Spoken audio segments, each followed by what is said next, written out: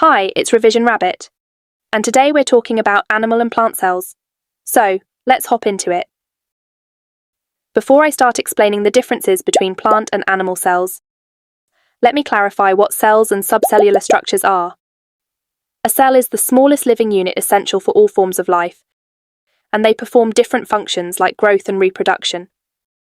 So, in other words, imagine a cell as the basic building block of all things, kind of how a Lego brick is the building block for all Lego sets. Inside each cell, there are even smaller parts called subcellular structures, and each of them have a specific job that helps the cell run smoothly. Now that you know what cells and subcellular structures are, let's move on to animal cells. Since plant and animal cells are both eukaryotic, they both have a defined nucleus and membrane-bound organelles.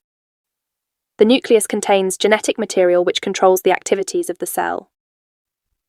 Cytoplasm is a gel-like substance where most of the chemical reactions happen. It contains enzymes which control these chemical reactions. Mitochondria is the place where most of the aerobic respiration takes place. Respiration transfers energy that the cells need to work. Ribosomes are the place where proteins are made in the cell. The cell membrane keeps the cell together and controls what goes in and out. Now moving on to plant cells. Plant cells usually have all the organelles that animal cells have, plus a few extra things that animal cells don't have, like for example chloroplasts. These are where photosynthesis occurs, which makes food for the plant. They contain a green substance called chlorophyll, which absorbs the sunlight and converts it into energy. The rigid cell wall is made of cellulose. It supports the cell and strengthens it. And the permanent vacuole contains cell sap, a weak solution of sugar and salt. So now let's talk about the differences between plant and animal cells. Plant cells contain rigid cell wall made of cellulose that provides structural support and protection, when animal cells don't and only have flexible cell membrane.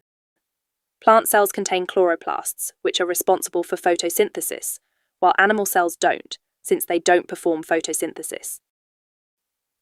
Plant cells have a fixed, rectangular shape due to the cell wall, but animal cells have a more rounded or irregular shape due to the lack of a rigid cell wall. Alright, that's all for today's video. I hope you now understand the differences between plant and animal cells. Make sure you subscribe so you don't miss out on any more revision videos. See you in the next one, bye!